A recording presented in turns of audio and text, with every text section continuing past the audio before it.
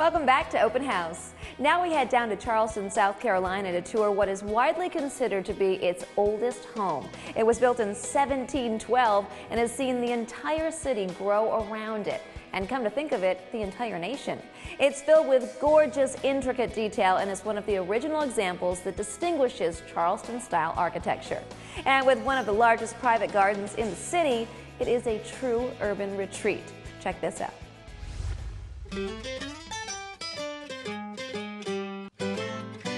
Hello, I'm Andrew Drury of Carolina One Real Estate. Welcome to Charleston. I'm excited to show you one of the most significant houses in the entire city. So follow me. Come on. This Georgian-style home was built in 1712, 20 years before the birth of George Washington. There's even the original carriage stone and the two hitching posts. It's known as the Colonel William Rhett House, after its builder and original owner. The property is a half an acre, including the main house and two carriage houses. Let's take a look at the main house. One of the distinguishing characteristics of Charleston homes are its piazzas to catch the sea breeze. Right here you'll notice something very Charleston. These are called jalousies. They were put at the entrance of piazzas to provide privacy.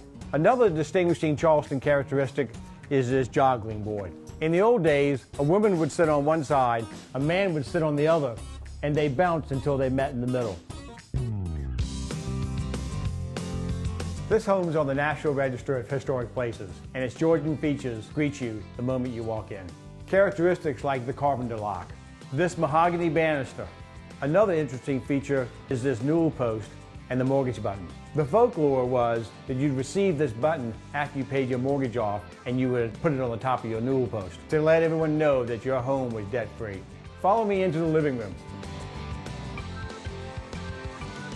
This is the largest room in the house, and it's a great place to entertain. Or just put your feet up with a good book by the fireplace. 12-foot high ceilings with intricate dentil molding and wainscoting surrounds the room. Now this is a grand living room where you do most of your entertaining. For more intimate gatherings, follow me. We call this the silver room because of its ornate silver wallpaper. Originally, when the house was constructed, this was considered the receiving room where you greet your guests. Today, it's an intimate nook perfect for sitting by the fire with a glass of wine or a cup of coffee. There's a hidden bar behind this door and even a hidden elevator. This beautiful dining room is the most decorative room in the house. Just look at this gorgeous Rococo plasterwork. It was installed by the original owner's daughter in 1745, and it's the earliest example of Rococo plasterwork in the country. This room is also interesting because of the pieces of furniture in it. This table has seated generals and governors, and the Charles Lamier chair table is one of two. Its twin is in the White House. And if the dinner conversation happens to get a little boring, just turn on a little music over here. What would you like to hear? This music box is the original iPod. It's pieces like this that add a touch of whimsy to this formal dining room. When the weather's this nice, we spend a lot of time outdoors. And looking around, it's easy to see why. Spread out over half an acre of 5 separate garden rooms, each with their own purpose, designed by world-renowned landscape architect Umberto Innocenti. The overall effect is organization, tranquility, and of course, beauty. The first room was designed for herbs and medicine.